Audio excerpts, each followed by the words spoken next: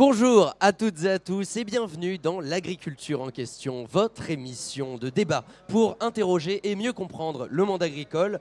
On est en direct du studio du Siècle Vert au pavillon 4 du Salon international de l'agriculture. Et comme tous les jours, un thème, 4 questions, 4 invités. Et aujourd'hui, donc, nous allons nous intéresser aux machines agricoles. Quelle formation pour pouvoir vraiment les utiliser, quel prix qui parfois peut être assez élevé, et est-ce vraiment rentable quand on a une surface à cultiver. Et puis enfin, on se demandera aussi jusqu'où ira l'innovation dans le milieu machiniste.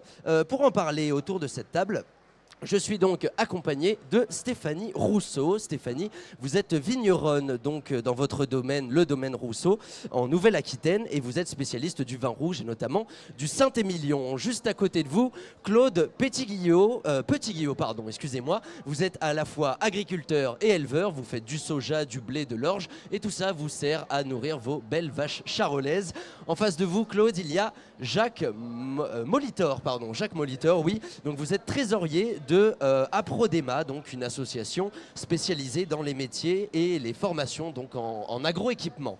Et enfin, Mehdi Jobert, vous êtes quant à vous fondateur de Agrilab, donc un centre d'innovation spécialisé donc dans les machines agricoles, mais pas que. Voilà, vous êtes spécialisé un peu dans tout ce qui est le traitement de la terre pour faciliter la vie des agriculteurs. Merci en tout cas à tous les quatre de participer à l'agriculture en question. Donc ensemble, nous allons pouvoir débattre autour des machines agricoles. On est en direct sur YouTube et Facebook. Et puis évidemment, la vidéo de cette émission sera retrouvée sur le site du Figaro et de Ouest France dans quelques jours. N'hésitez pas à réagir évidemment en commentaire ou bien sur les réseaux sociaux, Facebook, Twitter et Instagram avec le hashtag Siècle Vert. L'agriculture en question sur l'agroéquipement et l'agrotechnologie, ça commence maintenant.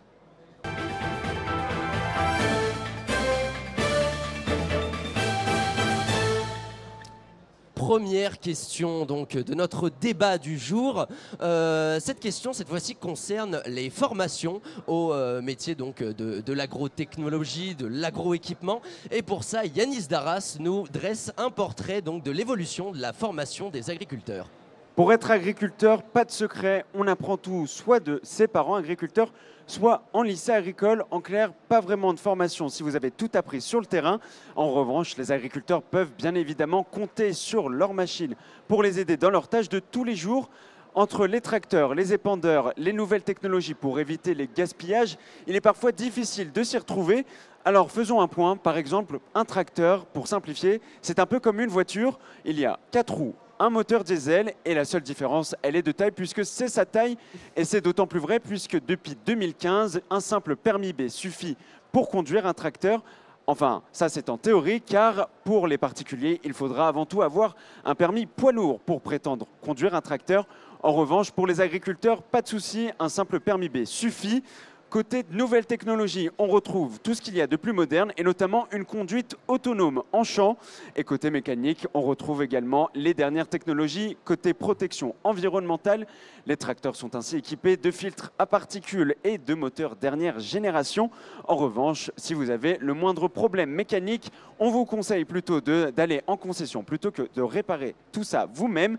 Côté dangerosité des produits utilisés, même chose, les agriculteurs sont amenés à manipuler des produits particulièrement dangereux pour la santé parfois, notamment, c'est le cas notamment des pesticides. Ils doivent alors porter des gants, des masques et des protections spéciales sur tout leur corps pour éviter tout contact physique avec les produits chimiques lorsqu'ils remplissent les cuves. Bref, chimistes, routiers, informaticien ou encore mécanique. Aujourd'hui, un agriculteur, avant tout, il doit savoir tout faire et il apprend ça souvent de lui-même sur le terrain. Merci beaucoup Yanis Darras. Alors effectivement, les agriculteurs, voilà, avec de multiples casquettes, ils doivent être capables de faire beaucoup de choses. On va commencer par vous, Stéphanie Rousseau. Justement, vous, toutes ces technologies, c'est quelque chose qui vous fait peur ou du moins que vous avez du mal à comprendre. C'est dur aujourd'hui de maîtriser l'ensemble des agroéquipements ? Alors oui, bon moi c'est pas ma spécialité première dans les vignobles Rousseau, c'est vrai que je ne m'occupe que très peu de la partie technique, mais je reconnais que c'est compliqué maintenant d'être agriculteur ou viticulteur De nos jours, c'est très très compliqué. Ouais, justement, là-dessus, peut-être un mot de Claude. Claude, vous, pour l'élevage, alors j'imagine que vous devez avoir à la fois des machines pour l'agriculture et pour l'élevage, donc pour vous occuper de vos vaches charolaises. Tout ça, est-ce que vous arrivez à maîtriser l'ensemble de ces outils techniques? Oui, alors bonjour. Moi, je suis beaucoup plus à l'aise avec tout ce qui est machiniste que par rapport aux animaux. Ça a toujours été un peu mon domaine. Aujourd'hui, mes tracteurs sont équipés de GPS, donc ça facilite énormément tout ce qui est travaux dans les champs. C'est-à-dire que quand, au moment des semis, des pulvérisations, on évite de recroiser les traitements, de multiplier de la graine, de remettre un peu plus de graines là où il ne faut pas. C'est un gros avantage. Ensuite, le soir, je peux récupérer toutes les données pour pouvoir enregistrer ça sur mon ordinateur. Et par rapport aux animaux, moi je suis en système allaitant vaches charolaises avec leurs petits veaux, donc c'est beaucoup plus simple. Tout ce qui est alimentation, c'est des machines certes, mais c'est beaucoup plus simple. On a les pesées embarquées pour savoir ce qu'on donne aux animaux. Donc après, voilà quoi. Et justement, là, cette fois-ci, la question, je la pose à vous deux, Claude et Stéphanie. Est-ce qu'aujourd'hui, que ce soit pour les réparations, donc pour l'utilisation, est-ce qu'aujourd'hui ça vous facilite plus la vie ou au contraire, est-ce que vous devez avoir des formations pour apprendre à gérer ces engins et au final ça vous prend plus de temps? Après, Claude, pour commencer. Oui, pardon. Après, au niveau des réparations, tout ce qui est soudure, tout ça, oui, c'est encore facile. C'est de nos compétences. Après, tout ce qui est informatique, là, on appelle la concession. C'est soit ils nous dépannent à distance, soit ils viennent avec des valises qui branchent automatiquement sur le matériel pour détecter les pannes. Moi, je dirais que dans le monde agricole, il y a eu beaucoup d'évolutions et c'est des évolutions très positives parce que tout ce qui est panne en informatique, on a moins de soucis que des pannes mécaniques. Les capteurs, tout ça, sont très très bien protégés de la poussière ou de l'humidité. On n'a pas beaucoup de pannes par rapport à ça, quoi. C'est plus...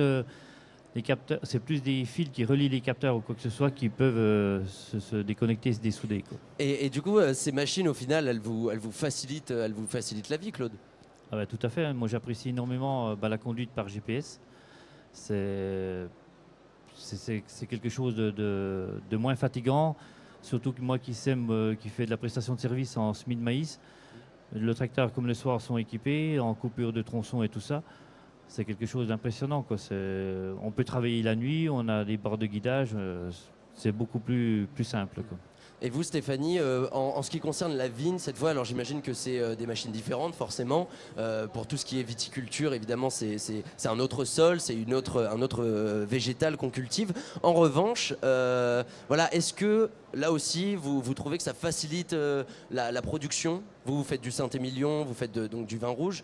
Ça facilite la production d'avoir ces machines agricoles? Oui, ça facilite clairement la production. Ça facilite aussi le confort de travail du personnel. Et c'est vrai que je crois que même si le parc tracteur que nous pouvons avoir, on le renouvelle petit à petit parce que ça a un coût, hein, bien évidemment.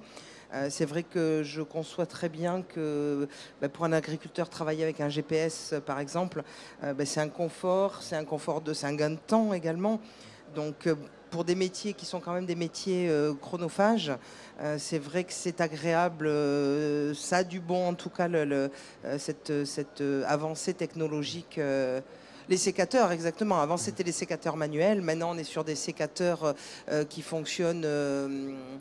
j'ai perdu le mot, électrique, exactement. Alors, prenez les micros et n'hésitez pas, hein, si vous voulez intervenir. D'ailleurs, justement, j'allais me tourner vers vous, Jacques Molitor.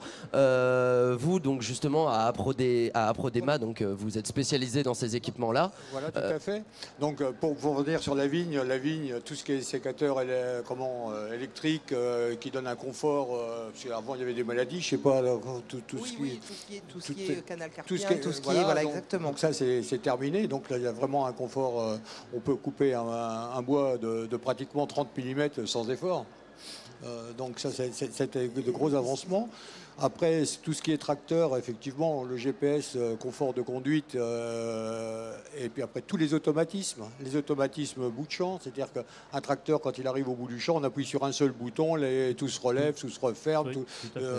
Après, au niveau de la traçabilité, maintenant les machines sont capables d'enregistrer les travaux, c'est-à-dire que l'agriculteur, au lieu de tout noter sur un calepin, ce qu'il a mis comme produit à tel endroit, etc., tout peut être enregistré automatiquement. Sur les moissonneuses-batteuses, les réglages automatiques, on fait du blé, on appuie sur le bouton pour faire du blé, la machine se règle pour faire du blé. Elle donne une cartographie grâce au GPS, la cartographie du champ avec les rendements, ce qui permet après d'améliorer les amendements, etc. Alors, donc, certes, là-dessus, excusez-moi Jacques Molitor, je vous coupe. Là-dessus, évidemment, donc là, on comprend bien que oui, ça facilite la vie des agriculteurs. En revanche, vous qui travaillez justement à la formation de ces agroéquipements, est-ce que c'est facile d'apprendre à maîtriser tous ces engins, pardon. Déjà, notre gros problème, c'est de trouver du personnel pour justement assurer la maintenance et la mise en route de ces matériels. Ça devient très sophistiqué. Ce qui était, je dirais, la base il y a 20 ans, niveau bac pour les techniciens, aujourd'hui c'est minimum niveau BTS, voire niveau bientôt ingénieur, quoi, pour mettre les machines en route chez nos clients agriculteurs. Donc ça montre un petit peu cette montée en puissance des technologies. Donc ça c'est la première chose. Donc grosse difficulté dans nos professions, c'est environ 7000 emplois non pourvus en permanence, annuellement si vous voulez. Donc on n'assure plus un service vraiment de qualité comme on devrait l'assurer, faute de moyens humains. Et pour nos agriculteurs c'est difficile aussi, parce que c'est quand même une technologie difficile à maîtriser, hein. Après c'est soit inné, ou soit on ne veut pas s'impliquer là-dedans, quoi. Moi, je sais que ça ne me dérange pas du tout. Je suis à fond là-dedans. La concession qui vient me montrer, c'est vrai qu'ils ont formé deux mécaniciens pour ça. Donc après, c'est aussi on s'adapte très vite ou on ne s'adapte pas, quoi. Voilà, c'est ça. C'est Vous, par exemple, Stéphanie, vous avez eu du coup du mal, contrairement à Claude, à vous adapter à tout ça. C'est pas simple parce que tout le monde n'a pas les capacités d'être doué dans certains domaines. Alors, si on reprend par exemple le côté sécateur, qui est un exemple facile à comprendre pour tout le monde, c'est le même principe qu'un bûcheron qui coupe du bois avec une hache et un bûcheron qui coupe du bois avec une tronçonneuse. Et si on prend l'exemple de la machine à vendanger, alors je ne sais pas si vous utilisez, mais la machine à vendanger est capable de vous sortir les grains de raisin intacts. Et de trier. Et de trier maintenant. Ah oui. Très franchement, alors c'est un petit peu terrible ce que je vais dire, mais nous on a une partie qu'on vendange mécaniquement parce qu'on vendange très tard, donc effectivement après à la main sur 60 hectares c'est juste impossible, et on a quelques parcelles qu'on vendange à la main. Et on s'est rendu compte que la vendange mécanique, on a investi dans une machine à vendanger qui trie, donc il y a des yeux optiques qui trient les déchets, qui trient les feuilles, qui trient, voilà.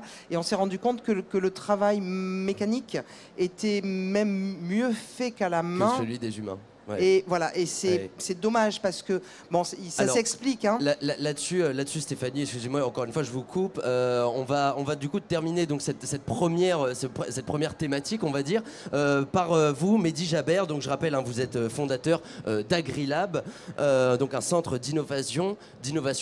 Vous n'êtes pas agriculteur. Vous, à l'origine, vous êtes ingénieur. Pour vous, aujourd'hui, un agriculteur, il doit avoir votre formation pour pouvoir faire son métier ?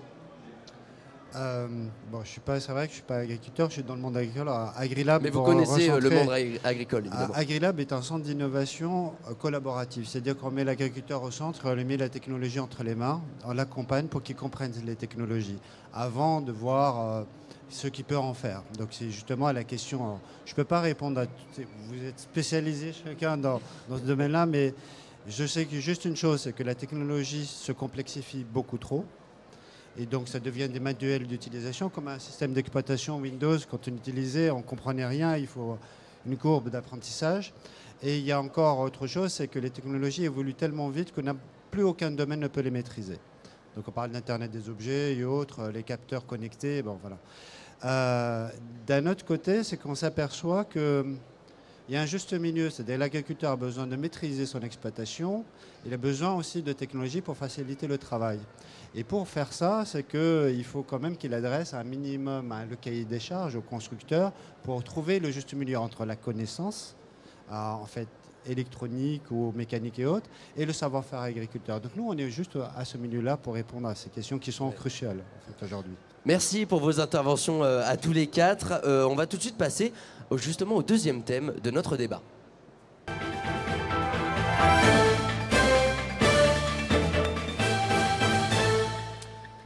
Et tout de suite, on parle donc de l'écologie, évidemment, l'écologie avec l'agriculture, puisque voilà, le travail de la terre, le travail avec les bêtes nécessite forcément un lien avec la nature. Alors, est-ce que les rendements dus aux machines agricoles sont dangereuses pour la terre? Quelques éléments de réponse avec Yanis Mehdi.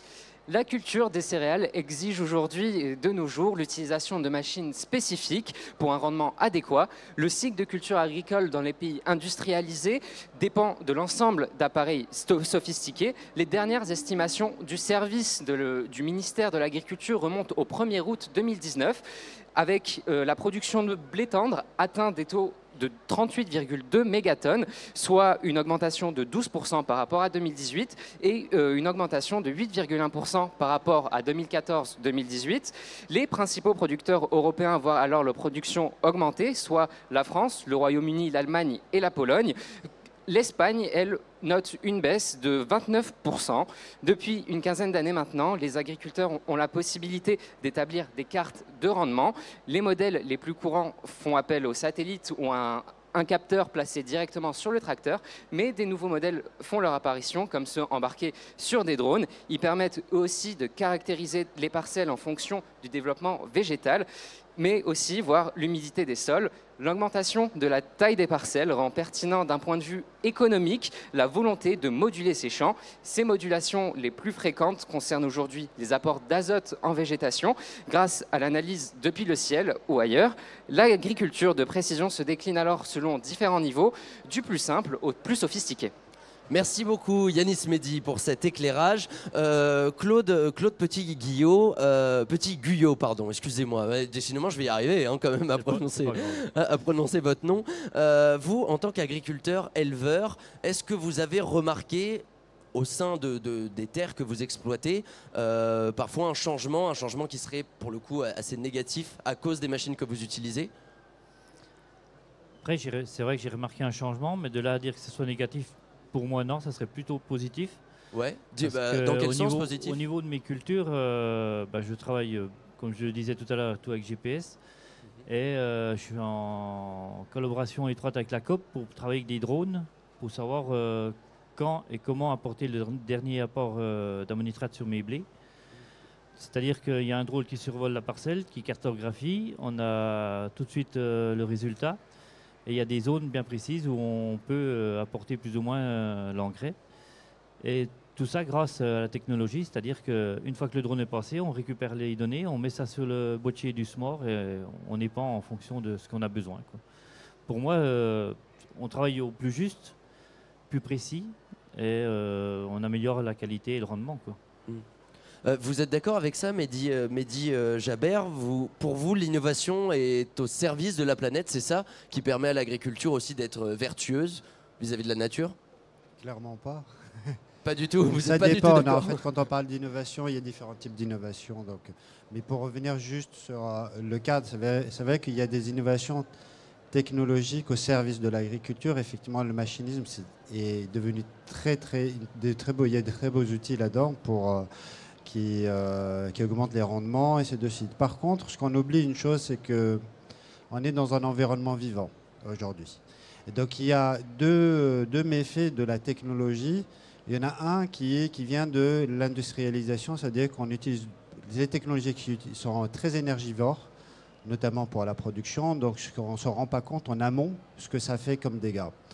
De l'autre côté, effectivement, il y a plusieurs cas de figure, parce que quand on parle de monoculture, c'est une chose, mais quand on parle d'autres types de cultures où c'est beaucoup plus complexe et plus sophistiqué, les terres sont sensibles aux machines. Et alors, il y a le tassement du sol, normalement, qui est impacté. Certaines cultures sont impactées. Et c'est des problématiques complexes. On ne peut pas dire que c'était voulu. Voilà.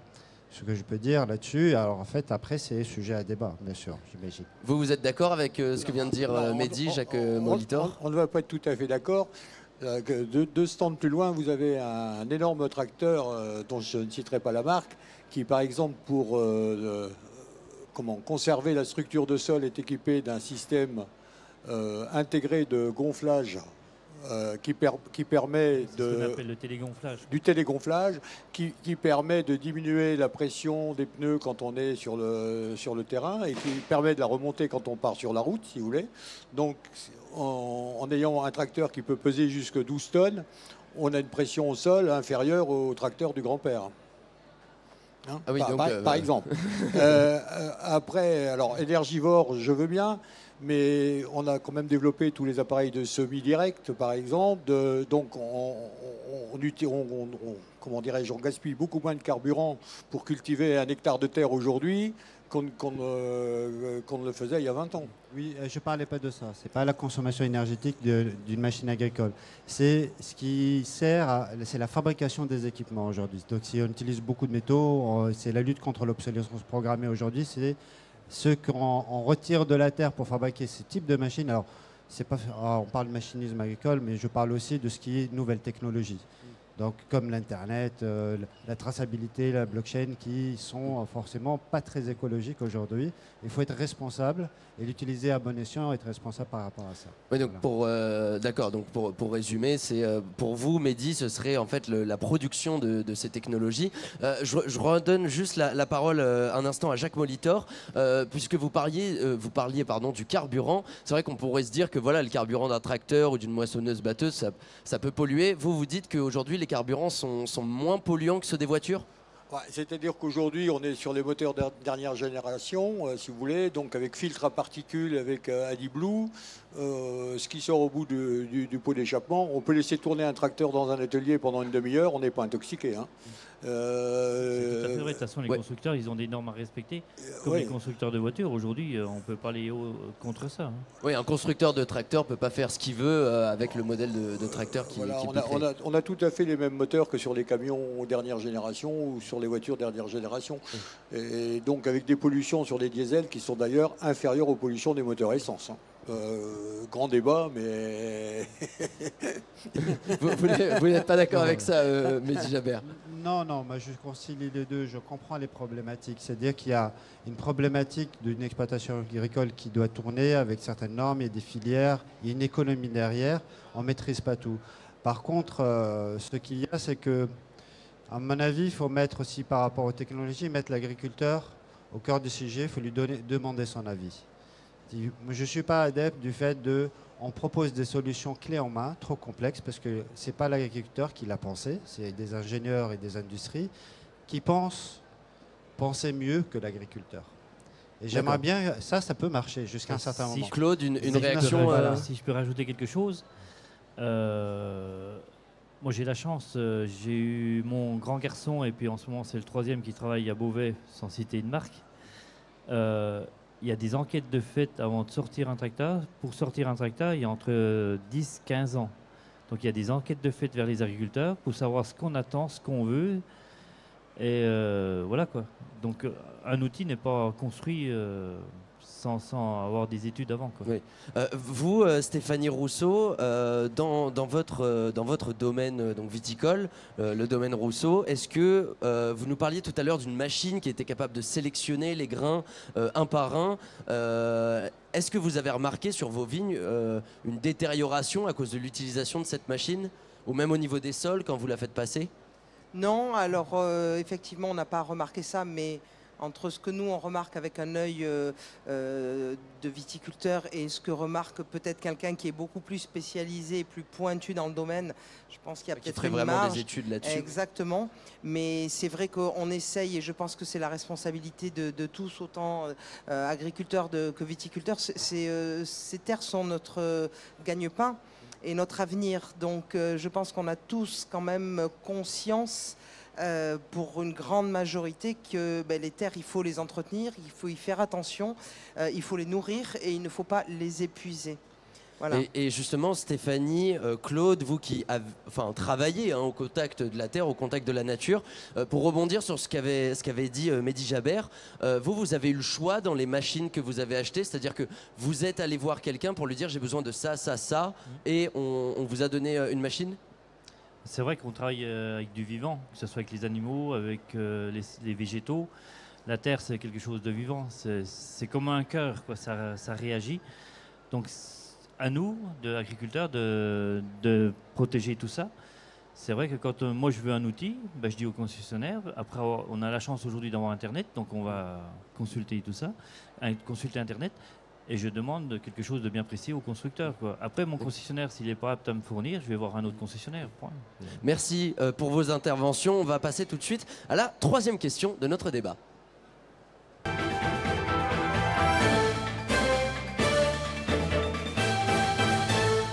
C'est bien justement de parler d'innovation, mais jusqu'où ira-t-elle? C'est la question à laquelle essaye de répondre Alban Gamet de Saint-Germain. Plus de 4000 applications sont dédiées au secteur de l'agriculture, à tel point qu'on parle aujourd'hui d'agritech. Contraction des mots agriculture et technologie, des technologies pour tout le monde, et les idées pour innover ne manquent pas. Prenons par exemple Sancrop. Cette start-up a déployé depuis 2016 plus de 4000 stations météo connectées en France et en Europe grâce au relevé et analyse de la température de l'air, de l'humidité, des précipitations ou encore de la vitesse du vent. Les agriculteurs peuvent adapter en temps réel l'irrigation ou l'utilisation de semences et d'engrais pour leur culture.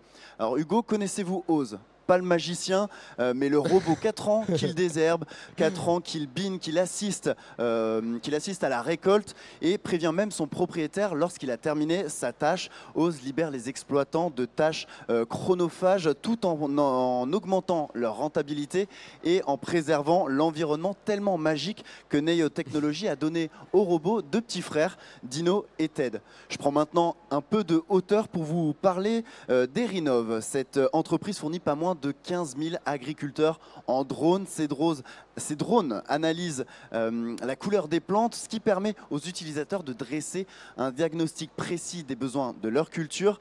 Et puis les bêtes ne sont pas oubliées par les innovations. Litus équipe depuis près de 2 ans des vaches d'un collier. Oui, un collier. Alors c'est loin d'être une coquetterie, hein. Ce collier connecté sert surtout à informer l'éleveur 24 heures sur 24 des cycles de reproduction, de l'état de santé de l'animal et puis de son niveau de confort. Merci beaucoup Alban Gamet de Saint-Germain. À noter aussi que 8 agriculteurs sur 10 déclarent utiliser Internet dans leurs activités. C'est votre cas Claude. Et puis 67% oui, d'entre eux affirment utiliser justement ces nouvelles technologies. Merci beaucoup Alban Gamet de Saint-Germain. Vous, Mehdi Jaber, qui êtes justement un peu notre expert innovation, on va dire, autour de cette table. Vous, où est-ce qu'on en est aujourd'hui dans l'innovation dans le monde de l'agriculture ? Où est-ce qu'elle va, cette innovation? Innovation AgTech, on parle bien là-dedans. Alors effectivement, l'agriculture a toujours été très précurseur sur l'utilisation des technologies. En fait, vous avez bien vu, alors je reviens un peu sur le tracteur. La cabine d'un tracteur aujourd'hui, vous pouvez imaginer, c'est digne d'une Rolls-Royce aujourd'hui, si on le souhaite. Alors, on teste beaucoup de choses en agriculture, on a cet avantage-là. Et donc, du coup, l'agriculture de précision a inspiré pas mal d'autres domaines.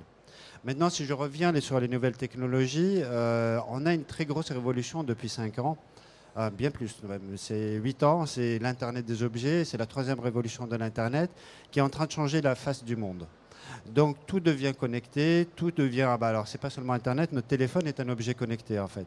Et ça devient de plus en plus intelligent. Effectivement, ça peut nous être utile.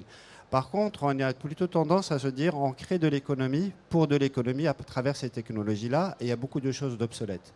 Alors, je ne parle pas de ce que vous avez cité, ils sont utiles, mais il y en a pas mal d'autres, c'était pour créer de la valeur, alors où l'agriculteur n'a pas vraiment de besoin. Et on n'écoute pas suffisamment l'agriculteur, encore une fois, par rapport à ce qu'il a envie d'en faire de ces technologies-là. Vous, Jacques Molitor, justement, puisque vous êtes dans tout cet agroéquipement, est-ce qu'effectivement il y a de l'agroéquipement qui est créé, qui est inventé alors qu'il n'a pas grande utilité, selon vous? Alors, je ne saurais dire s'il n'a pas grande utilité ou si les utilisateurs n'arrivent pas à l'utiliser. Ouais, c'est déjà un autre débat, c'est déjà différent aussi. Oui. Parce qu'effectivement, si on prend le tracteur tel qu'il est, les automatismes d'un tracteur, c'est utilisé à 20%. Parce que c'est assez compliqué à mettre en œuvre. Donc bien souvent, on continue à travailler avec le tracteur ultramoderne comme on travaillait avec le vieux tracteur. Je ne sais pas si je raconte c'est une votre bêtise, cas, Claude, mais peut-être. Moi, j'essaye d'utiliser au maximum tout ce qu'il y a dans la cabine, dans le tracteur, quoi. Après, je vous le confirme, oui, j'ai des collègues agriculteurs qui ont du mal à tout mettre en œuvre. Oui. Ils ont du mal à maîtriser justement tous ces oui. objets agricoles. Jacques Molitor, oui, là-dessus, vous disiez justement que voilà, il y en a qui ont du mal à utiliser ça. Pour vous, voilà, il n'y a pas de nouvelle technologie agricole qui serait en fait faite uniquement pour la vente, comme disait Mehdi Jaber.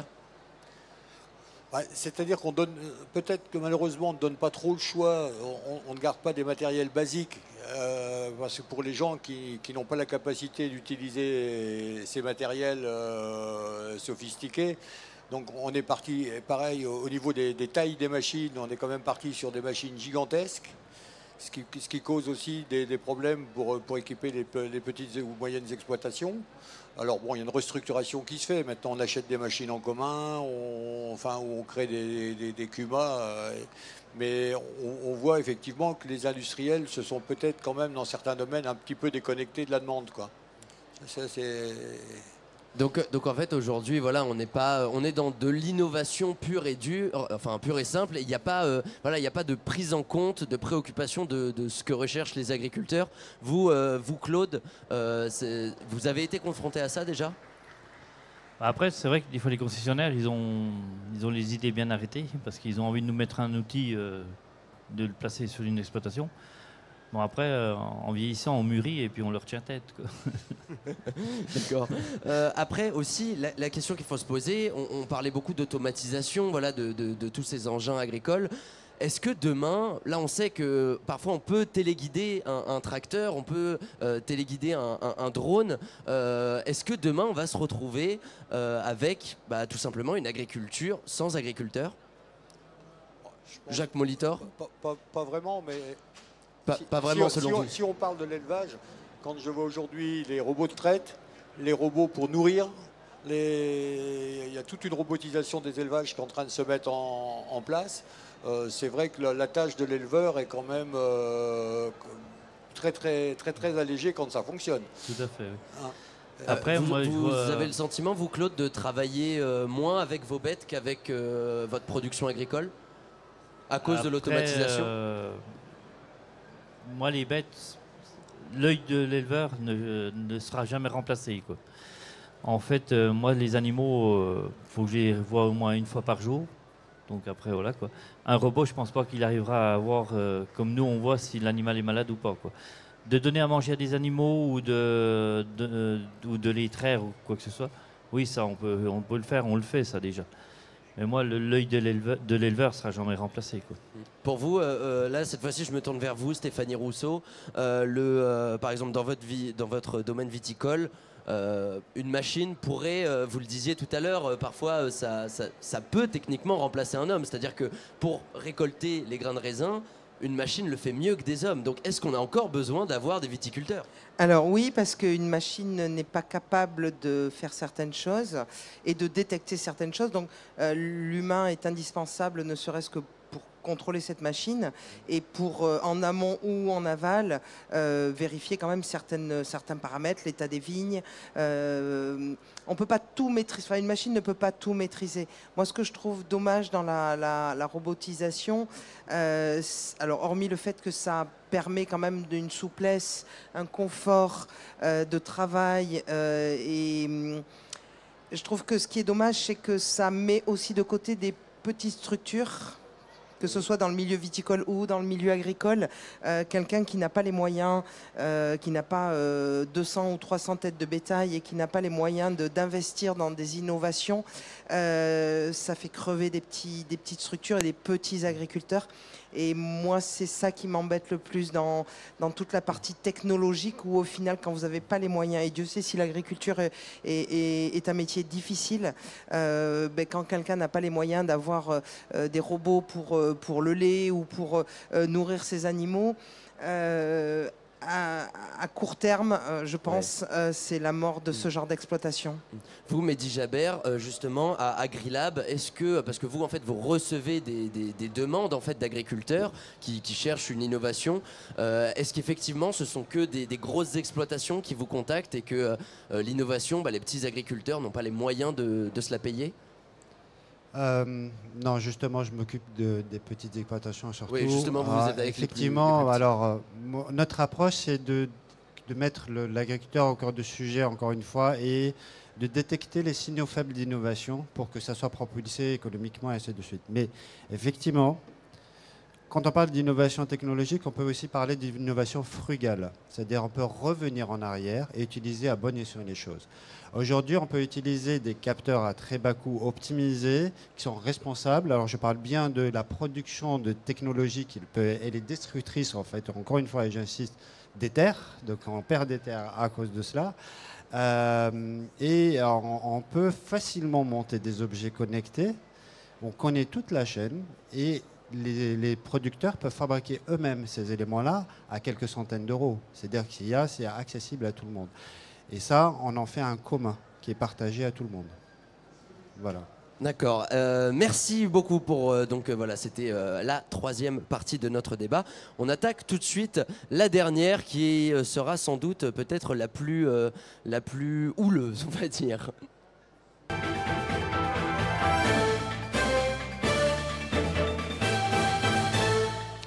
La plus houleuse, pourquoi ? Eh bien parce qu'on va parler d'argent, voilà, on va parler du prix de ces machines agricoles. Et pour ça, on fait un rapide point avec Mathilde Couvillère-Flornoy. Qu'est-ce qui permet de calculer l'évolution du prix d'achat des machines agricoles ? Eh bien, c'est l'indice IPAMPA de l'INSEE. Cet indice mesure le prix d'achat des machines agricoles. L'analyse de ces chiffres a révélé une augmentation considérable du prix des machines. Ramenés sur une année, les prix des matériels agricoles progressent en moyenne de 1,8 à 2,5%. Quelques chiffres qui prouvent qu'en 2018, les prix ont flambé, plus 5,6% pour les tracteurs et plus 3% pour les matériels de travail du sol, encore selon l'INSEE. Au contraire, certaines catégories de machines progressent peu, comme les véhicules utilitaires avec 1% seulement, et seulement 0,1% pour les pulvérisateurs. Plus significatif encore, entre 2008 et 2018, le prix des tracteurs a augmenté de 20,8%. En regardant l'évolution de cet indice, on s'aperçoit qu'au cours des 10 dernières années, le prix moyen de toutes les machines agricoles a augmenté de 18,5% en globalité. Comment expliquer l'évolution de ces prix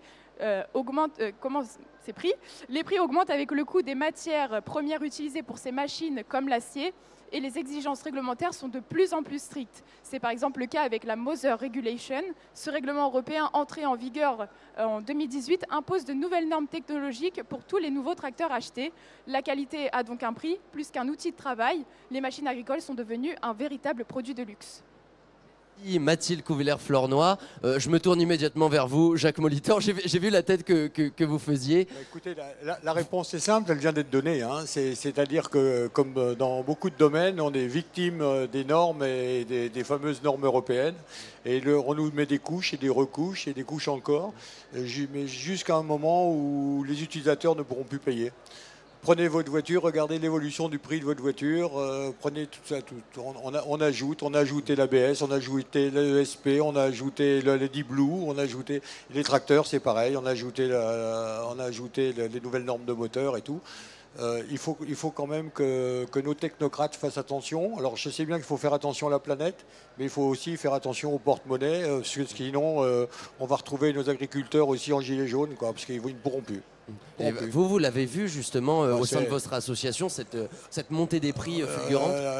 La montée des prix, et elle n'est pas demandée, ça n'a pas été une demande des industriels. Ça a été des impositions. Et d'ailleurs, les industriels ont beaucoup de difficultés à suivre ces normes qui émanent des instances et on leur impose des délais pour mettre au point les matériels qui sont par moments pas tenables d'ailleurs. On vient de coincer là, récemment sur une nouvelle norme encore et il y a des matériels qui étaient en stock qui ne pouvaient même plus être livrés pratiquement, donc il y a quand même eu une dérogation, mais ça va très très vite là. Alors je comprends qu'il faille faire attention, mais on va arriver à un moment où le commun des mortels ne pourra plus acheter une voiture et où le paysan ne pourra plus acheter un tracteur, quoi, parce que ça sera tellement sophistiqué. Claude, vous êtes d'accord avec cette analyse? Un tracteur, une moissonneuse, c'est trop cher? C'est tout à fait ça, oui. Aujourd'hui, une moissonneuse, c'est soit plusieurs agriculteurs, soit des entreprises, soit des... Oui, on ne peut pas se permettre d'acheter une machine tout seul. Bon, il y a quelques agriculteurs, quelques collègues qui le font. Après, voilà, quoi. Mais oui, ça devient inquiétant, quoi, de toute façon. Et dans ce cas-là... Dans tout domaine, que ce soit pour l'élevage comme pour les cultures, de toute façon. Et dans ce cas-là, vous, par exemple, Claude, comment vous faites pour ça? Enfin, c'est la banque, c'est une assurance qui fait un prêt, ou alors vous vous regroupez en plusieurs agriculteurs, Après, avec plusieurs agriculteurs? La première chose que je fais, c'est l'entretien du matériel pour essayer de le faire durer le plus longtemps possible. Et voilà. Ouais, mais sinon, oui, c'est le banquier, mais des fois, il nous regarde avec des gros yeux, quoi. Ouais. Vous, je vois que vous souriez, Stéphanie Rousseau, vous êtes d'accord avec ce que vient de dire Claude? Oui, totalement. Alors, trop de normes tue la norme, et le problème, mais je pense que c'est dans toutes les professions, on est confronté à des bureaucrates, et avec des fois des choses qui sont assez illogiques, et tout le matériel coûte une fortune, l'entretien coûte une fortune. Donc, nous, on travaille, on n'est pas en CUMA, donc nous, on travaille vraiment avec l'achat du matériel, mais c'est des emprunts, bien évidemment, sauf qu'il ne faut pas oublier qu'on a des métiers qui sont liés à la nature, et la nature peut vous récompenser. Et une année comme pour nous en 2017 où on a gelé gravement et où on a perdu plus de 70% de la récolte, c'est des millions d'euros qui ne rentrent pas dans l'entreprise, et derrière avec des charges qui sont toujours qui ne bougent pas. Donc on peut arriver à négocier un petit peu avec les banques, mais c'est très très compliqué parce que quoi qu'il arrive, les banques sont frileuses pour nous accompagner. Vous avez la sensation que les constructeurs, les industriels se font de l'argent, littéralement, sur le dos des agriculteurs? Claude, Stéphanie, vous qui êtes dans ce milieu-là? C'est tout à fait ça. De toute façon, c'est tellement évident que... Voilà, quoi. Mais les constructeurs, comme toute entreprise, je veux dire, ce ne sont pas des philanthropes, de toute façon. Donc, à un moment donné, ils font de l'argent, et c'est leur objectif. Ça reste quand même des structures qui sont très importantes. Et derrière, ça complique l'existence aussi à des plus petites exploitations et à des toutes petites. Alors là, on n'en parle même pas. Je veux dire, ces gens-là vont mourir à un moment donné. Justement, on va se tourner vers les petites exploitations. Mehdi Jaber, vous qui justement travaillez avec ces petits agriculteurs, est-ce que économiquement, ils viennent vous voir et ils viennent demander des alternatives technologiques en réalité, justement parce que c'est trop cher? Oui, clairement, ils viennent me voir parce qu'effectivement, ils veulent... Alors, il y a deux types de besoins. C'est-à-dire qu'il y a... Alors, je suis d'accord avec l'analyse que vous avez faite, mais en même temps, il y a une tendance depuis un petit moment pour changer un peu l'industrialisation à outrance. Et je reviens sur le terme, sur l'essence programmée. C'est-à-dire qu'actuellement, on essaie de vendre un tracteur qui va devenir obsolète parce qu'il y a un meilleur tracteur après, pour nous inciter à consommer et à acheter. Cette tendance-là marchait jusqu'à une certaine époque. Maintenant, on sait qu'on est en train d'utiliser des matières qui deviennent de plus en plus rares. Donc mécaniquement, l'économie s'emballe. Maintenant, il y a d'autres tendances pour dire on va faire un système d'industrie type IKEA. C'est-à-dire qu'on prend un standard de technologie et on change les pièces. Alors, je ne dirais pas pour le tracteur, ça c'est complexe, mais maintenant pour des équipements, aujourd'hui on va vers la tendance de dire on prend un équipement standard et on change chaque fois les pièces. Une pièce casse, on ne remplace pas le tout, donc on fait des économies. L'autre approche, c'est de dire est-ce que je peux fabriquer mon propre outil moi-même? Et donc on vous accompagne à le fabriquer, et donc vous gagnez en argent par rapport à ça. Et du coup vous allez commencer à optimiser ça. Et ça va faire le bonheur des autres agriculteurs qui vont faire la même chose. Ça va faire le bonheur aussi de l'industriel parce qu'il va dire Si c'est bien utilisé et il y a beaucoup de consommateurs, eh ben moi je vais encore vous le vendre encore moins cher en utilisant ce que vous avez développé. Voilà les économies qui sont alternatives, qui sont en train de se développer. Vous, Jacques Molitor, qui justement voilà, exposé au Salon de l'Agriculture des tracteurs, des engins agricoles, c'est ça, c'est que l'agriculteur, il doit être autodidacte, il doit presque fabriquer lui-même sa machine? Il peut adapter éventuellement. Fabriquer, c'est quand même complexe. Ça nécessite des diplômes, on peut penser. À part les agriculteurs américains fans de très gros tracteurs qui ont fabriqué des monstres, puisqu'ils ont des hivers très longs, et donc ils passent 6 mois de l'hiver à fabriquer leurs tracteurs. Ça peut se faire. Alors moi, je veux quand même rebondir un petit peu sur le niveau de vie des marchands réparateurs de machines agricoles et tout ça. Il faut quand même savoir qu'une concession qui travaille bien, son résultat avant impôt, en général, il tourne aux alentours de 1%. Avec des gros chiffres d'affaires. Donc quand vous êtes à 1%, si vous vous trompez un peu d'un sens ou de l'autre, ça peut devenir tout de suite très grave. Et donc, alors chez les constructeurs, là, je connais moins, parce que c'est très compliqué, ce sont des multinationales, ça gravite dans tous les sens, donc c'est difficile de connaître leurs résultats. Oui.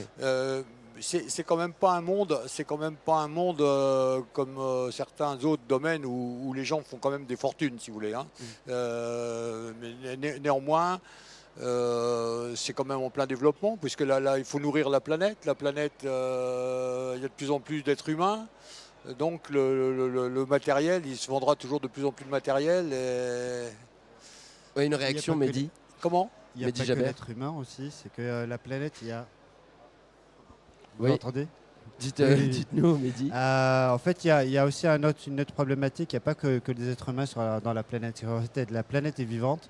Il y a aussi les animaux, les végétaux. Et en fait, l'industrialisation à outrance, quand même, elle a quand même un impact. Alors,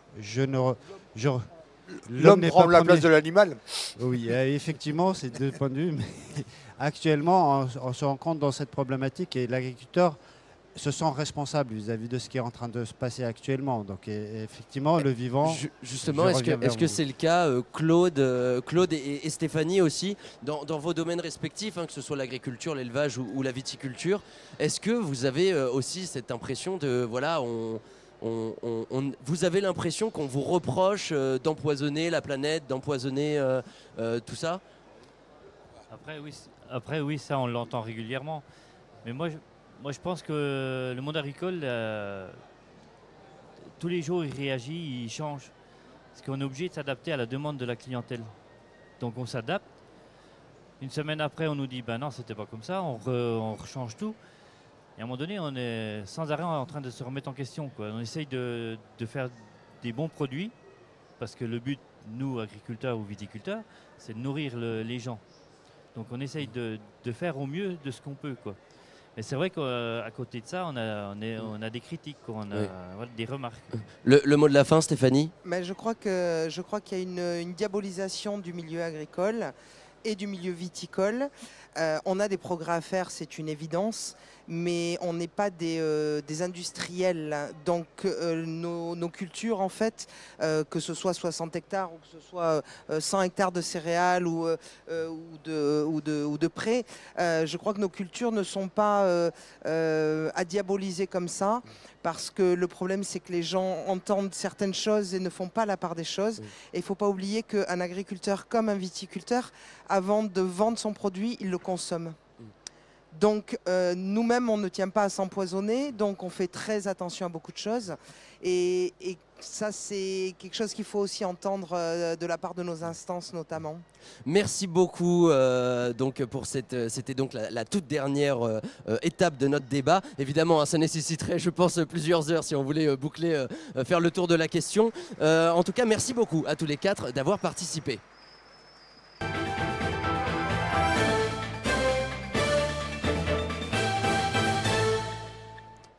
Merci donc à tous les quatre d'avoir participé à cette émission L'agriculture en question. Je rappelle que vous pouvez écouter l'audio donc de cette émission en podcast sur le site internet fréquencej.com. Vous pourrez retrouver la vidéo également sur YouTube ou encore sur le live Facebook puisqu'on était en direct. Nous serons également retransmis sur le site de Ouest France et du Figaro.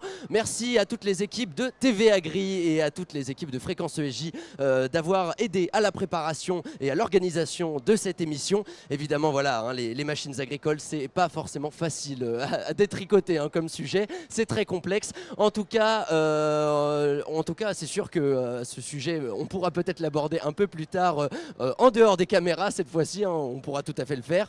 En tout cas, pour moi, pardon, je vous dis à demain pour un nouveau sujet de débat dans l'agriculture en question. Donc de 17h à 18h. Cette fois-ci, on s'intéressera à l'avenir des agriculteurs. Et n'oubliez pas, demain, toujours sur le plateau du siècle vert, pavillon 4 du Salon de l'agriculture, eh bien, ce sera à Travers-Champs, présenté par Yanis Darras et Alban Gamet de Saint-Germain, de 10h à midi. Salut à tous.